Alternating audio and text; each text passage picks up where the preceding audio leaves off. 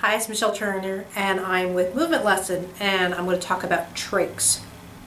Now, today I'm talking about trachs in mobile kiddos. I know a lot of times it's associated with trachs that someone is quite severe, maxillary cyst, that kind of thing. But there are some neurological apneas, other reasons, cancers, whatever, that someone's needed a trach.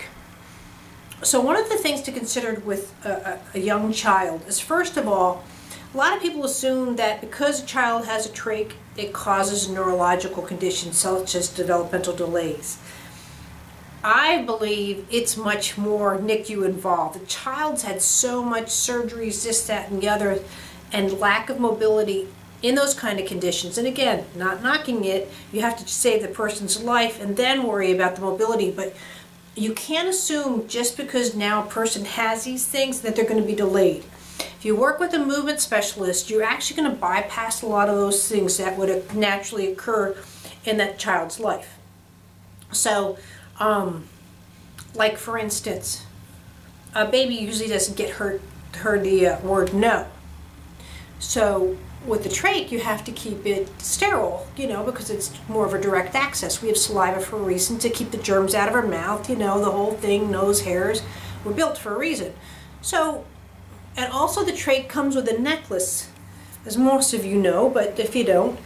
So I've seen where just pulling on that necklace, because they're a baby, just like the babies would pull on my necklace type thing, but it hurts them because they yank and it's connected, so it's an owie. And also, you don't want to play with the filter because of the germs.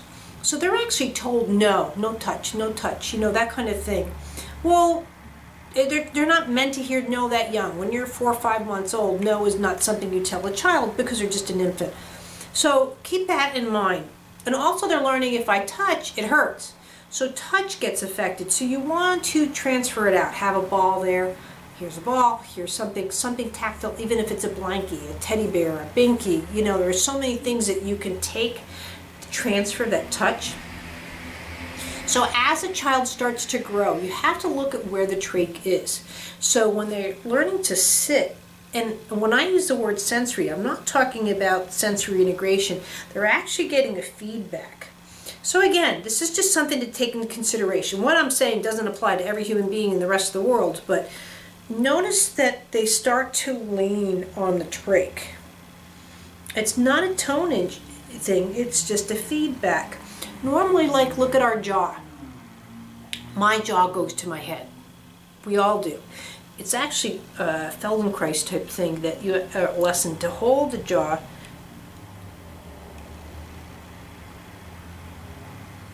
See, I'm moving my head around it, or if I don't hold it. So the jaw's staying in place where my skull's moving versus my jaw going in this kind of direction. So when you have the trach here, that sensory, you'll see where that comes into play. Now another thing that happens here is you don't get the pronation. So I should be able to pronate for whatever reason if I go to balance myself to pronate. But whereas this is interesting conversation that happened today, that's pucker. And I'm actually going to do a whole thing on kids kissing, because a lot of developmentally delayed kids can't kiss, but it's a pronation. When you're back like this, your head's back like this, let's say. How do I kiss? How do I blow a bubble? My lungs don't even work well. And again, this is where I say try it yourself. Look at your child's situations and put yourself into their shoes, but to what they're doing physically, and you'll start to see. So actually, to blow a bubble or to kiss, we'll want to pronate, because I'm reaching out. I'm giving you a kiss. I'm reaching out to you. So if that conversation's not there, that pecking, that however you want to look at it, it's sort of like asking a child, in a sense, to go to college.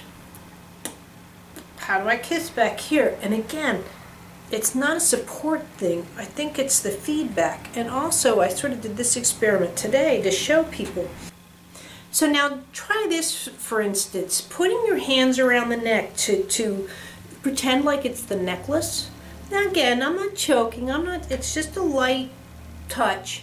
But now try and pronate the neck. It is a different sensation. Also keep in mind the weight for an infant of just this mechanism versus, let's say, it being on you. You hold things as a parent or as a doctor or whatever, you're a full-grown cognitive adult. The weight is different versus we are made a certain way for a reason. Those proportions, those weights, those tactile, they affect the learning curve. It's not that it's too much weight, but again, just that little bit, and if it's sore or it's newly, we tend to go like this to protect versus going out and saying, please, hurt me some more. So for me to pronate like this versus this, it affects the pronation. So just keep those in mind.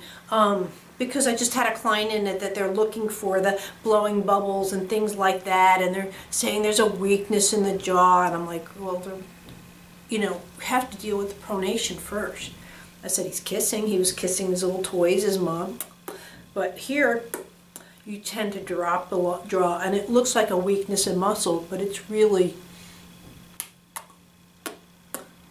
totally changes the mechanism and how we function. So just keep that in mind with the trach. Thanks.